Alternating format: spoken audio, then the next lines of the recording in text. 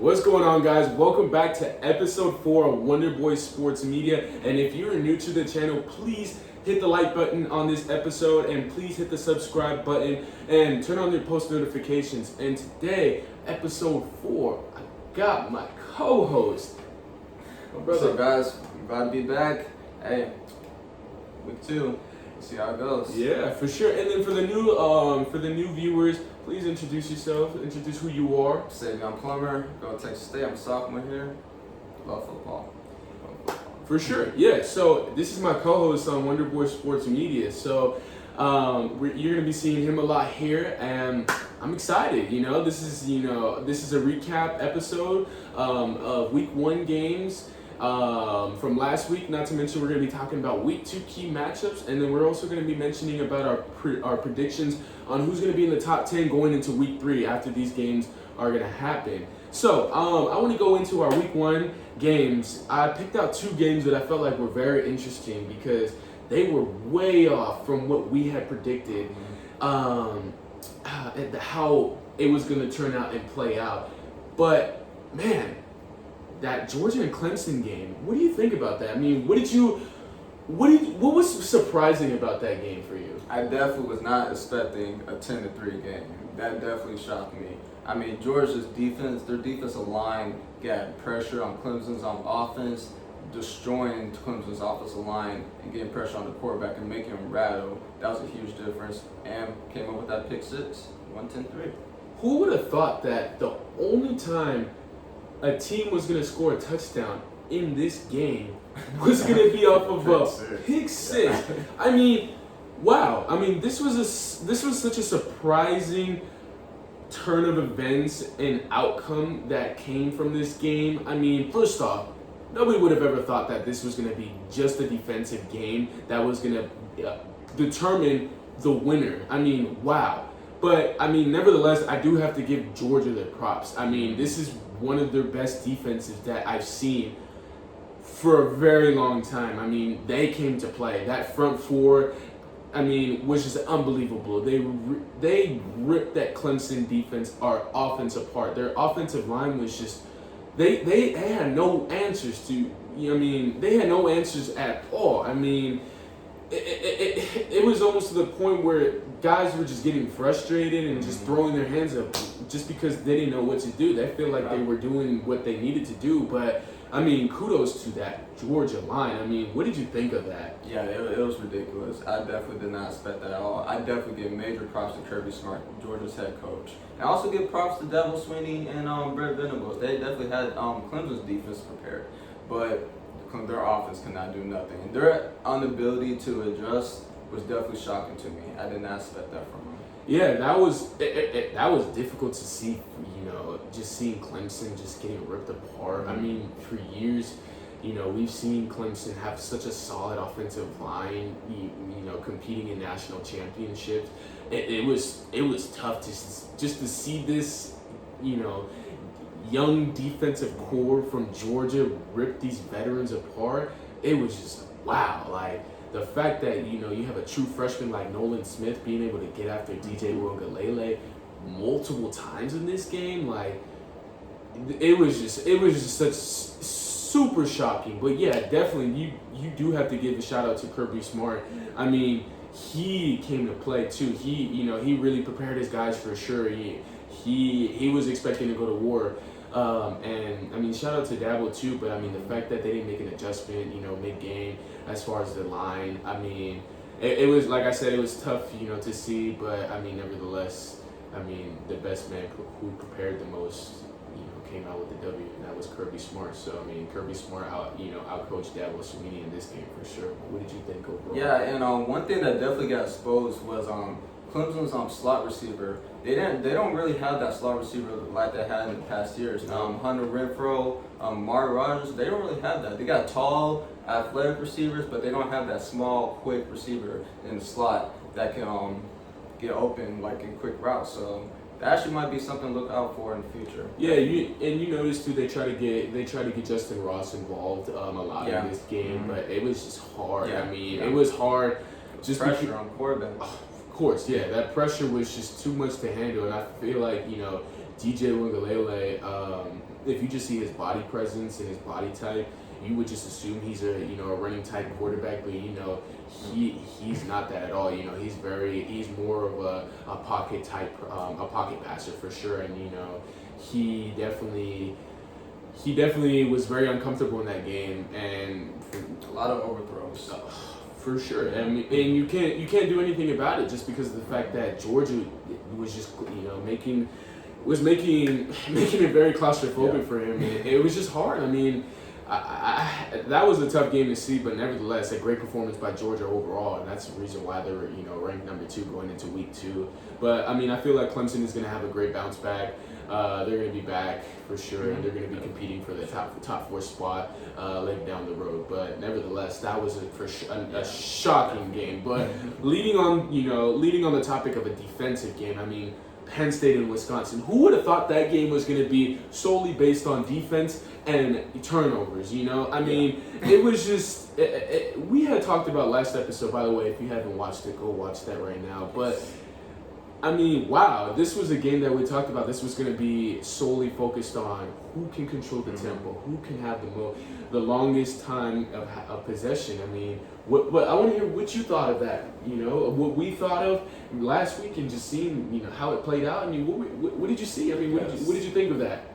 It was definitely a great game. Definitely one of the greatest games I've seen in a minute. And what really surprised me was definitely the defense. The defense definitely shocked me. They were going back and forth with 3 and outs, punting the ball back and forth. I feel like Wisconsin, they kind of blew the game a little bit. I mean, they turned over the ball in the red zone. I think a missed snap or something like that, and that really cost them. That really cost them a lot. And Penn State definitely capitalized off of it. Yeah, 100%. Going back to what we mentioned. This game was solely based off of defense and who was good and turnovers. And Wisconsin was. Unfortunately, Wisconsin was the team that costed them. They really shot themselves in the foot for this one because they were the ones that really costed the game with turnovers. But nevertheless, I feel like their defense really came to play, and that's exactly why they made it a close game. But despite the turnovers, like we mentioned, turnovers are always a key factor in the mistakes. It came out to Penn State getting the win on that game. But nevertheless, I mean, that was a great game, and you expect to see Wisconsin for sure. Wisconsin, if they just clean up the turnovers, they got it. I mean, the defense is there for sure. If they clean up the offense, and I'm sure they will, because they're going to definitely be trying to compete for that Big Ten game. They're going to try to dance with Wisconsin's going to try to dance with Ohio State when it comes bowl time for sure. But I mean, those were the big games that I felt were just a shocker for week 1. But I mean, who did y'all think that was such a shocker game? I mean, please comment down below. Who did y'all think that was a surprising game? We felt that these were the 2 biggest surprises out of all college. Alabama, Miami? No. Well, who knows? I mean, let us know in the comments for sure. For sure, yeah. Let us know in the comments. But I mean, looking into our week 2 matchups, I mean, these are the key matchups I feel like are going to be big time that are going to affect the rankings and how people are going to move up and down, how teams are going to be positioned to be able to make it for the playoffs. So I have Oregon and Ohio State. I feel like this is going to be the game you're going to have to watch. This is going to be a big time game for sure. Ohio State and Oregon, and Ohio State at number 3 and Oregon at number 12. I mean, just looking off of them and after their week 1 performances, who do you think is winning the game? Or what do these teams have to do to be able to be successful in this game? What does Ohio State have to do, and what does Oregon have to do in order to be able to win this game? Well, for Oregon point of view, what they're going to have to do is attack Ohio State's secondary. Ohio State's secondary, they struggled a lot against Minnesota. Yeah, for sure. Definitely. And another thing they'll have to do is on the defensive side, stop the big plays. Ohio State got two of the best receivers in the country, Chris Olave and Garrett Wilson. You saw what they did against Minnesota. Oregon's going to have to stop that. And I think C.J. Stroud, quarterback for Ohio State, he's definitely going to be more poised this game. He got all the first game jitters out of his body. So I think Oregon's going to be it's going to be a tough road for them. Interesting. So you believe C.J. Stroud is going to be poised in this game? Yes, I do. Wow. So that leads into my second question. So what does Oregon have to do to be able to make C.J. Stroud super uncomfortable to be able to, cause the key turnovers, cause these 3-and-outs? I mean, what do you have to see out of Oregon's defense in order for them to be successful and come out with a W? Well, pressure. We're gonna have to get pressure on them, make them escape out of that pocket, scramble a little bit. They're definitely gonna have to get pressure. We saw in the first game C.J. Stroud when he scrambled and went out the pocket, he kind of didn't know what to do. When he got off that first read, he kind of struggled on what to do. So they're definitely gonna have to get pressure on them and control the running game. Ohio State ran all over Minnesota. Control the running game definitely. Yeah, for me, honestly, one thing I'm looking at for Ohio State when they play against Oregon is that offensive line, for sure. How well are the Ohio State's offensive line going to protect C.J. Stroud? And like you had said, C.J. Stroud, when he was forced out the pocket, it was a little difficult for him because he wasn't able to read the first option well, so he had to think on his toes for sure, and so that's going to be a big question for sure, and that leading to what Oregon has to do to have a chance to win this game is make C.J. Stroud uncomfortable, similar to what I talked about in that North Carolina Virginia Tech game. And that's exactly what happened. You got to make the quarterback feel uncomfortable. That it's gonna solely rely on that front four, and even that front 6 or 7 guys. Being able to pressure the quarterback. And I definitely see Oregon making that adjustment and being able to pressure Ohio State a lot this game. I think they want to throw C.J. Stroud off this game for sure. They don't want to have him be a pocket passer that whole game. Otherwise, they're going to make big plays, and exactly why he mentioned Chris Olave, Garrett Wilson. I mean, two of the biggest wide receiver stars in college football as we speak right now, and so expect those guys to have a big game for sure. But yeah, I wanted to know who's winning this game.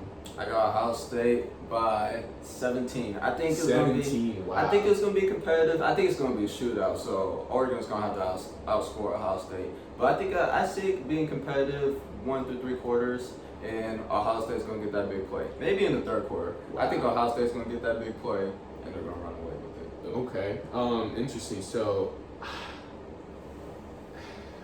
interesting. I feel like when you say they're going to win by 17, I just find it hard because I don't know how well I trust Ohio State's defense. Yeah. And their defense is still so young. They don't have that veteran-type defensive player just yet. Leading to, I feel like Jack Sawyer is going to have a game for sure. He's going to ball out for sure. But is he going to have enough to do it by himself? I mean, a lot of Ohio State, their defense is still so new in the sense that they're still trying to figure out each other. They're still trying to figure out how to play with each other. And I feel like that's going to be a big factor in this game for sure. But who do I have winning? I feel like it's going to be a very close game, but it's going to be closer than 17. I think this is going to be Ohio State by 6. By 6. The reason I say by 6 is just because of the fact that Oregon is going to I think Oregon is going to force them to a lot of field goals for sure. I feel like they're going to stop them, and I feel like this is going to be a game of 3-and-outs for sure. So I feel like that's going to be a big time issue. But going into another Pac-12 matchup, USC and Stanford. USC's ranked number 14, and you just seen these two how they matched up last week. I mean, what does Stanford have to do to win this game? Stanford, their offense better step up. That's what they're gonna have to do to win this game. I mean, Stanford against Kansas State. I was definitely disappointed in the way they played. Their defense, struggled a little bit. Their offense definitely was poor though. For them to win this game, they're gonna have to be able to pass the ball. They're definitely gonna have to be able to pass the ball. Yeah, for sure. I definitely agree. Stanford definitely has to be able to control their momentum. That offensive line is really going to have to protect their quarterback well. And these wide receivers are going to have to make plays one-on-one down the sideline for sure. That's going to be a big factor for sure.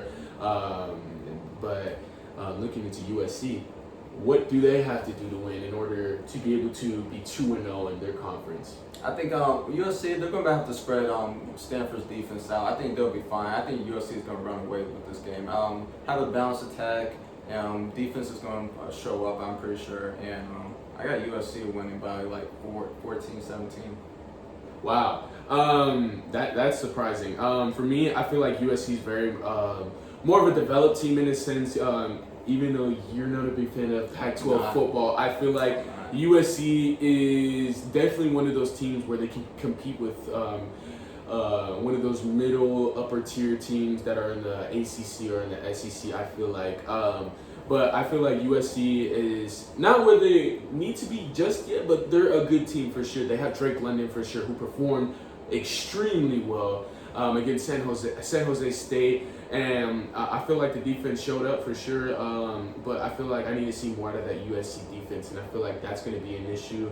Not so much an issue, that could be a problem going into this game if Stanford is converting on third downs and Stanford is being able to run the ball and being able to do what Stanford does, similar to when Christian McCaffrey was at Stanford, you know. That's going to be the main factor. If Stanford can get their offense rolling and have that similar type of offensive attack like how they did when they had Christian McCaffrey there, I feel like it's going to be a good game for sure. But nevertheless, USC, I think, wins it by 14. 14? Yeah, but our last marquee matchup, and this is a big one that we're for sure going to be talking about. Reason I say it's going to be a big one, not just because we're in the state of Texas, but it's a team. This is a rivalry. I feel like in a sense they always talk about this a lot. Besides, Texas and I feel like A&M. That's always the rivalry for sure in Texas. This actually a throwback to the Southwest Conference. Yeah, for sure. Hey. So number 15 Texas versus Arkansas. What does Arkansas have to do to win this game, and what does Texas have to do to win this game as well? Arkansas, for them to win this game, they're going to have to be able to control the ball, force turnovers on the defensive side. They're definitely going to have to force turnovers. I think that would be a huge step for them. And be able to pound the rock and run the ball. And then for Texas, for them to win, they're going to have to run the ball with Bijan Robinson, that beast. Hudson Carr can't turn over the ball. He got good, talented receivers on the end, on the wideouts. Jordan Whittington had a game last week. So, and then I think Steve Sarkisian, I saw definitely improvements with last week with their defense. Steve Sarkisian definitely had them prepared. And I think Steve Sarkisian is going to have them prepared. He came from the SEC, so he knows Arkansas. So I think he's going to have them prepared this week. So I personally believe that what Arkansas has to do in order to win this is it's going to be a defensive battle for sure. I feel like Arkansas, not necessarily turnovers, because when I think of turnovers, is that front four or that front seven being able to pressure the ball for sure. But I feel like Arkansas is not. They've never been a known team where they can be able to pressure a team with their front four, even their front seven. I feel like if they just make Hudson Carr get out of the pocket and make plays with his feet, I feel like that's going to make them have a slight edge over them, because I feel like Hudson Card is not a running quarterback at all. He's not the type to be able to make plays on the run, and so I feel like if that front four can be able to get him out the pocket, it's going to be for sure an opportunity for the secondary to be able to make a play for sure, or make Hudson Card and that Texas offense have a lot of 3-and-outs. But as far as the offensive end for Arkansas, that KJ Jefferson has to be able to run the ball. I feel like that KJ Jefferson is going to be able to. Arkansas's offense is going to be designed through KJ Jefferson and the quarterback runs. They're going to have at least 15 to 20 quarterback runs designed just for him. I feel like they don't have that big time guy in the backfield, just like Bijan Robinson in Texas, or they don't have that wide receiver they can throw to. But it's going to be based off of KJ Jefferson, how well he performs with his feet, and not to mention be able to make plays. Because for sure, Texas is going to be able to come after him, with Jatavion Sanders, and I mentioned Alfred Collins. Those two beasts are going to be able to go after them. And so, but I want to know, was winning this game. Texas versus Arkansas. But you got to keep in mind, too, this is a game where people predict Arkansas is going to beat them. This is going to be an upset game people are predicting. But myself and the viewers want to know who you have winning. I have one thing before that. I think Texas needs to get their quarterback situation straight. Yeah, 100%. They cannot be playing two quarterbacks. No. They need to stick with one quarterback. It looks like it's going to be Hudson Card. It just ruins the chemistry for sure. It just can. It's difficult for the wide receivers and the offensive line to be able to communicate well with both guys. I mean, they're so used to Hudson Card because he's the quarterback one, obviously. They're already acclimated with him, how well he communicates with the guys. He already has a chemistry built with these guys. So, I mean, just mixing it back and forth, I feel like it's just going to confuse everybody, and it's just going to affect the chemistry. And I feel like by doing that, it's only going to cause situations where you don't want to be in. Big turnovers caused by the quarterback. Between either or, which is going to lead to momentum, and so I feel like that's not a good idea or a good situation for Texas, especially when they're playing against a big time rival in their conference for sure. But with all that being said, I think I can see why Arkansas picked to upset them. This is definitely a game where Texas probably could lose, definitely, and I don't think that's going to happen. I think it's going to be a close game. I have them by 6. 6. Woo. 6.